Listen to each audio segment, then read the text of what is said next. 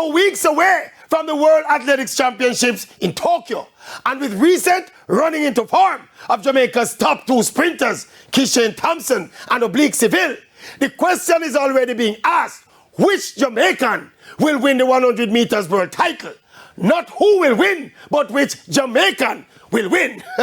Really and truly, it would be great to see a dead heat, but all things considered, Kishane Thompson is in pole position to win this world title.